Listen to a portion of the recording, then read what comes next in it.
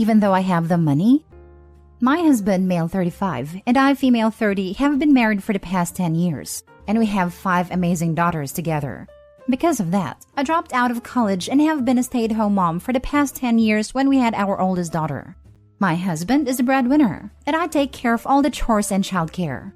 While my husband earns quite a bit of money, which allows us to live comfortably, he is also obsessed with budgeting. Thus, I typically only have enough for household expenses. For the past 5 years, I have been working on a series of books. I have been writing everywhere I could. 5 minutes here, 5 minutes there, and while I sacrificed a lot of sleep, I have managed to finish my series, unbeknown to my husband. I kept it a secret because he always considered it a waste of time. It was tough, but I managed to get an agent and was incredibly lucky to get a deal to have my series published. I was ecstatic, and when they told me how big my advance would be, I almost fainted. It's much more than I expected for a first-time deal, like in higher 5 digits. I haven't told my husband yet that I had to borrow money from my sister to get an accountant. Ideally, I want that money saved up should something happen because I honestly don't know the details of our home finances or for our kids' future, whatever will be needed. Plus, I would love to have some spending money without asking my husband Greg. However, Greg found my contract, and he is now demanding I get him a new car for Christmas.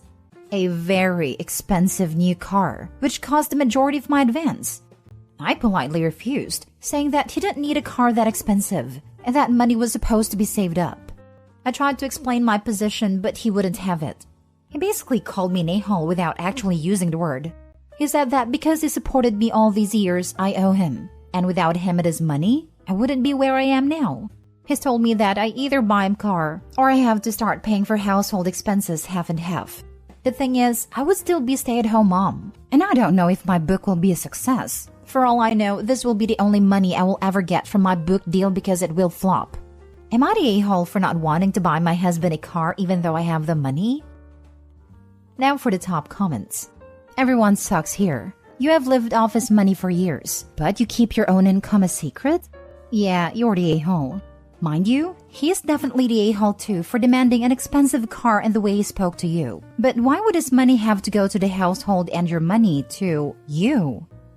I wanted to work, but he insisted I was stay-at-home mom. I was going to come back to work when all our kids are in school, but he kept wanting more children, which kept pushing me further from coming back to work.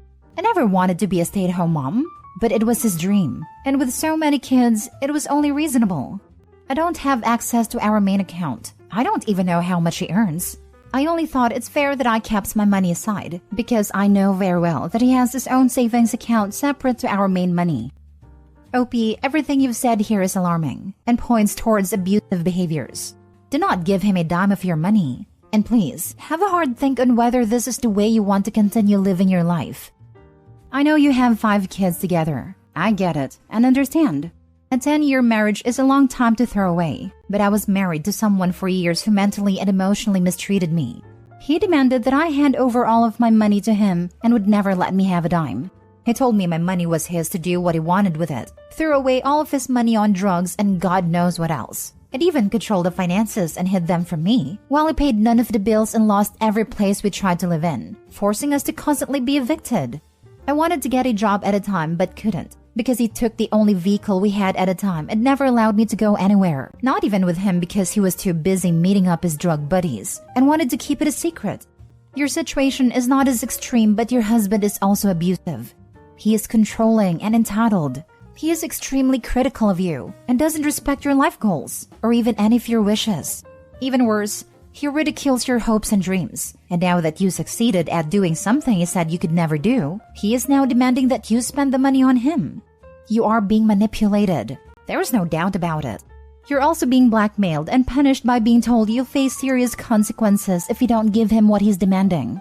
I would not buy him a car. You do not owe him a thing. The only thing you owe him is to pack suitcases for you and your kids and to demand you either straighten up or I'll leave. Not the a-hole. Next story. Am I the a-hole for telling my girlfriend she should have asked me to move in? My girlfriend, 26 female, and I, 27 male, have been together for just over a year. She'll be graduating in January from graduate school and has a well-paying job lined up. Her parents bought an apartment years ago as an investment property, and she'll be living in it and taking over the mortgage. It's a very spacious 2-bedroom. That will be a total of $2,300 per month, which average in our area. It's pretty pricey and costs over half of her monthly income, so I was concerned about her living there alone. This is when I suggested that I move in. It's a great space, and we would have our own rooms, and would get to live together, and she would be able to have a more affordable rent. I currently live by myself, and my rent is $2,000 a month, so it would help me too. So basically, win-win-win. She said she's always lived at home, and so she wants to be by herself before deciding if she wanted to live with anyone else for a while, and not to worry about it and should figure it out. I thought maybe her parents would help out with the rent, and I dropped it. Then last week, she told me about how she was excited to move in soon, and then told me she'd gotten a roommate and they'd been furniture shopping together. Her roommate is a girl she completed grad school with. Obviously, I was hurt. I offered to move in first and we're dating, which I think means more than a classmate. I also said how having a roommate is not very be by herself of her. She said she thought we were too early in our relationship to live together, and living with a partner is different from living with a friend. I think she's just making excuses for blindsiding me. I said she should have at least considered me and that I was hurt that she put a friend above me, when I honestly and genuinely try to help her. I've kinda accepted that she's moving in with her classmates, and I've been cordial about it so she can be excited about this move and her new job. But I'm still hurt. Am I the a-hole? You're the a-hole. You're dating. You aren't married. She has stated outright she's not ready to live with a boyfriend. You can be hurt as you're entitled to your feelings, but at the same time, do you really want to force something on her she isn't ready for? Also, living with a friend is massively different than living with a romantic partner. It just is. That you don't get that is a little red flaggy. I mostly agree with you, but she did initially tell him she wants to be by herself, not she's not ready to live with a boyfriend. I would understand why he's upset that she would then get a roommate, because that's definitely not the same as being by herself. But I completely agree that living with a partner is a completely different beast than just having a roommate. I hope he needs to realize that. My guess is that it was just simple miscommunication with her initial comment. It could just be a matter of phrasing though. I moved out on my own from my mom's place when I went to college, but I still had roommates. She could have meant she wanted to live with not family/partner before making that commitment. Learning how to live with a roommate will also better prepare her to live with a partner down the line. You're the a-hole. You're attempting to emotionally manipulate someone into taking a romantic step they explicitly said they aren't ready for. Asking to move in when you weren't invited was already borderline. Pretending to be blindsided that your girlfriend doesn't want you to move in after she clearly communicated that is ridiculous. You were not entitled to live in your girlfriend's home. You keep saying you were trying to help? I don't buy that at all. Why are you so upset that she doesn't need your help? Agreed. He's trying to help himself to her spacious apartment, less rent, and pushing her boundaries on living with a partner. I don't see him lasting much longer with his cordial attitude. You're the a-hole. Next story. Am I the a-hole for telling my boyfriend he needs to move? For context, I, 30 female, have been dating my boyfriend, 31 male, going on a year. When we first met, he let me know that he is divorced with 3 children, 6 male, 4 female, and a stepson, 8 male that he considers his son. He also let me know his situation was unique and he was okay if I didn't want to continue dating. Him and his ex-wife are great friends. They simply got married too young and realized they were different people. Neither wanted to split custody, so they turned their home into a duplex. That way they could both see the kids every day, and if his son wanted to see him, he could just come over. I cannot have children, and he explained he would not have more. Although it was a unique situation, he is a great guy, so I kept it going. Now a year in, he still is a great guy and I love him. However, I can't help but feel like I'm on the side of the real family. The ex still comes to all the holidays. The kids knock and can come in whenever. One of the kids is not really even his, but still has open access to him. I think now that we're serious, things need to change. I suggested a move so that we can maintain a life outside of the family, and he can move on. Well, he blew up and called me an a-hole for suggesting it. He said he isn't and never will be a weekend dad. But I'm just trying to look out for us and start our family. My sister agrees I'm the a-hole, since he was upfront. But am I really? Would having him move out really be an a-hole thing? Now for the comments. Isn't your role be the romantic partner? Did you want to be his daughter too? No, I want to be family. I want to come up with holiday traditions or be going to his mom's house. But his ex still does that, and I feel like a side piece. Info. Do you and his ex get along? Why can't you all spend holidays together? We tolerate each other. As far as I know, she doesn't mind me. I get the impression she doesn't really care about me at all. And I can be there. But then I'm at her house with her kids, doing her traditions, and it feels like I'm with her husband. I feel like you're the a-hole here. You knew his situation going into this. It works for them, so there's no reason to move. You feeling outside of family is a you issue. It doesn't mean you need to separate him from his kids. From reading your comment, you feel outside of family because you don't like their parenting arrangements. Well, guess what? He was parenting these kids long before you came into his life. He'll still be parenting them after you leave. It actually sounds like they have an amazing arrangement, and it certainly wouldn't stop you having a life together if he didn't move. Because they still operate as a family other than romantically. I feel like I'm only feeling the romantic part, but he has his family. One of the kids is not really even his. You're the a-hole. Wow. Right? I hope he sees this and leaves her. You're the a-hole. His kids are already his family. And if you want to be a part of it, then you're gonna have to accept the kids. From the way it sounds, you didn't ask him to move in with you. You asked him to move away from his kids. Last story. Am I the a-hole for abandoning my wife on Christmas to be with my grieving friend? This gets brought up in every single argument we have, so I'd like an outside verdict to settle it once and for all. My wife and I, 29 male, chose to spend Christmas with my in-laws last year. Because they live a few states from us, we don't get around to seeing them in person very often. We both took time off work and flew in the week before the 25th.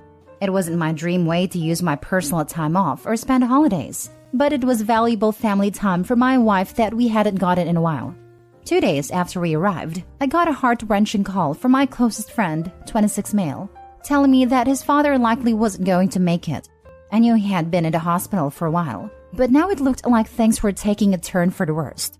This is someone I've known since I was 16, whose family I'm closer to than my in-laws. This is also a person who is extremely selfless and rarely asks for anything for himself.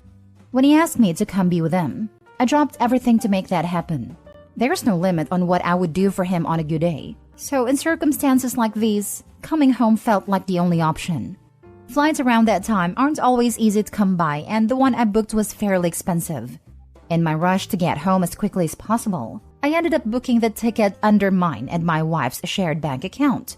Once I realized this mistake, I immediately transferred money from my account to cover it. My wife was not happy about any of it. She begrudgingly offered to come with me, but I declined, saying the most of my time would likely be spent in a hospital waiting room. I didn't want her to be at home alone during the holidays, or awkwardly standing by as a comforted friend. I reassured her that I would be back before the 25th, and that she should continue her family time as usual. That didn't end up happening. Friend's father passed the following day, and with grief, funeral preparations, and a lack of viable flights, I didn't end up going back to be with my wife and her family. Me missing Christmas has gotten thrown in my face a lot since then, and it always makes me uncomfortable.